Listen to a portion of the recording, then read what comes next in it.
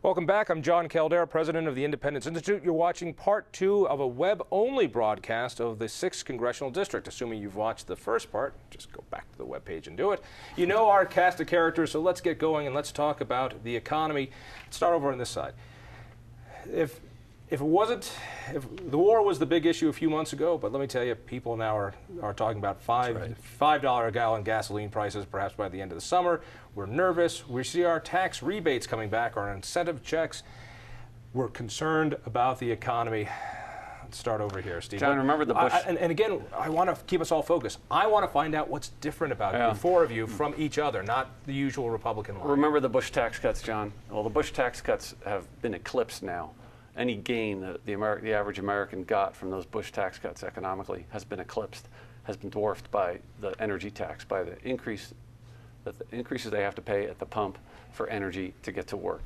And the economy right now is suffering really, I think, from a deflated U.S. dollar, which can be traced to two things, several things, but two very important things. One, prolonged federal budget deficits, but the Congress keeps spending more than it is taking in.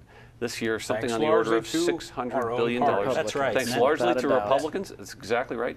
And the combined federal deficit now is something on the order of $9.3 trillion. And much of that is being bought overseas.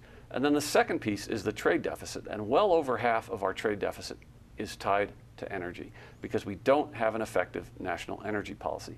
And the effect of these twin policies of prolonged deficits and the lack of a decent energy policy is that we are flooding the world with dollars and in the process deflating the value of the dollar. And there is so what do you want to do as quickly? What do you want to do as Congress? Two things, John. First of all, the Congress has to balance the budget. And remember, it was a Republican Congress with the Contract of America just a few years ago that proved it can be done. It's not rocket science to balance the federal budget. You can do it. Republicans can do it. We've done it again. And we've done it before. And the other thing is a rational national energy policy that allows us to keep those energy dollars home instead of spending them abroad and deflating the value of the dollar. I'm going to ask you, the next question will be on what is a rational energy policy, but let's get on the economy. Well, you know, the first thing I'd want to do, going back as the next congressman, is to tackle this exact issue. I mean, the government is spending way too much, and you know, I think that the classic case in point that frankly is the reason why we need to have a change in Congress are earmarks.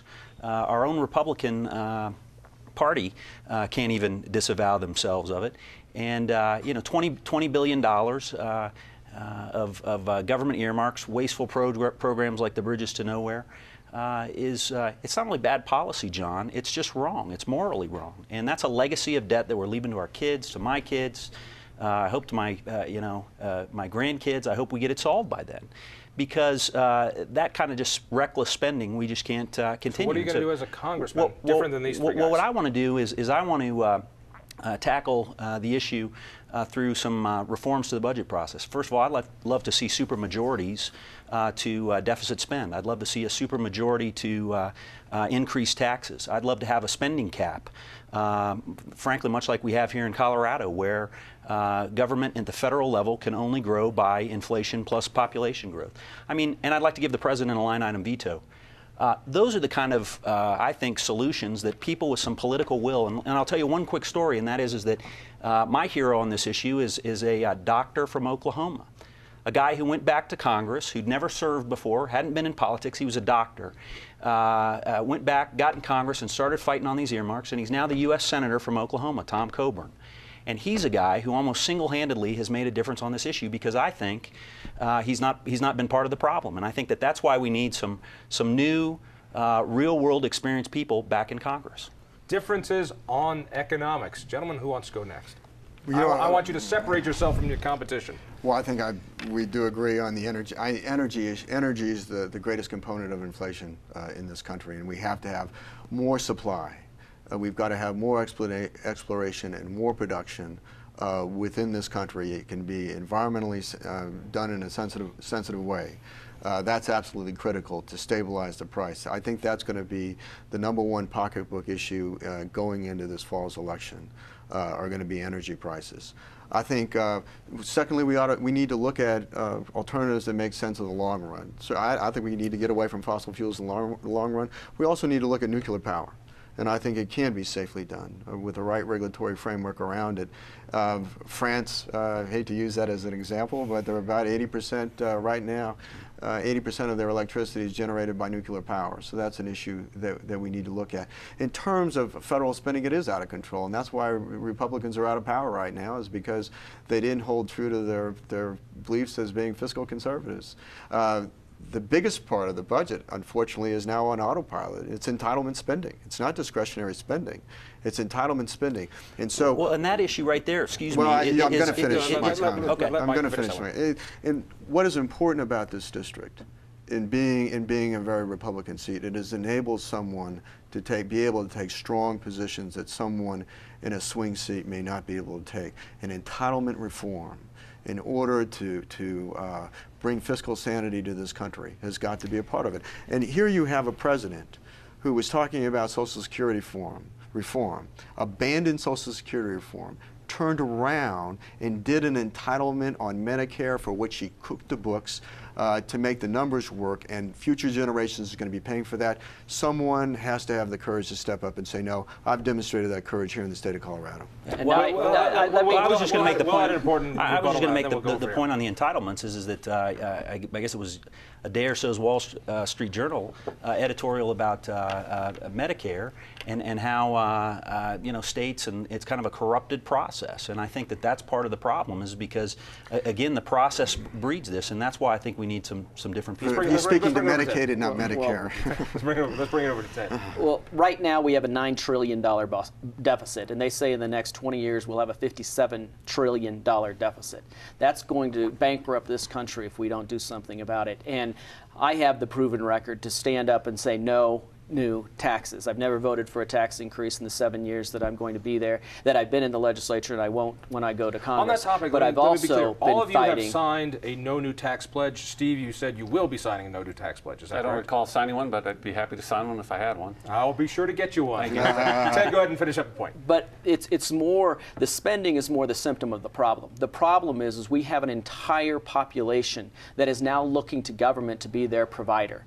We need to start changing that attitude that the American experiment is about the free enterprise system, about individual responsibility and individual initiative, that they can look to themselves and not to government to solve the problems. And we have too many Republican politicians, the president is a good example with the Medicare program, that is saying they are going to be the provider. And when we have the president of the United States pushing for No Child Left Behind, which is billions of dollars for K through 12 spending that the federal government has no constitutional right to be involved in, we need to send solid conservatives to Congress that will stand up to their own party the way Tom Tancredo did and say we are not going to support these huge government spending programs that the federal government should not be involved in. And I have done that consistently for the 7 years that I've been in the legislature. I was voted Guardian of the Taxpayers by Colorado Union of Taxpayers.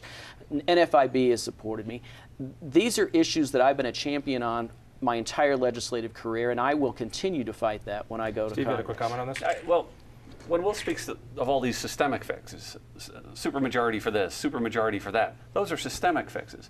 But that's not what we need. We need some leadership in the Congress that's going to make some hard decisions. We do have to reform entitlements. But you just have to say no to a lot of the spending programs that the Democrats, and I hate to say it, a lot of Republicans have been pushing the last few years. But just quick systemic fixes aren't going to work with the magnitude of the problem that is before us in the Congress. And we need some people in Congress who are going to reform their spending habits, not the process by which they spend money. Let's get on to energy and the difference of time. Yes, we all can say wonderful, fluffy things about we want new, different types of energy. I want to know about how you feel about corporate subsidies for those energies, the corporate welfare that we seem to be having. Our president signed a bill that outlawed incandescent lights. In a few years, what's lighting us right here will be contraband. So tell me, when it comes to pushing for clean energy and the algorithm of America, where do you stand as government's role on this? Well, let's start first with of all, Mike. you know, I think price drives conservation, not government policy. I think people change their habits based on what they're paying for energy. They're gonna.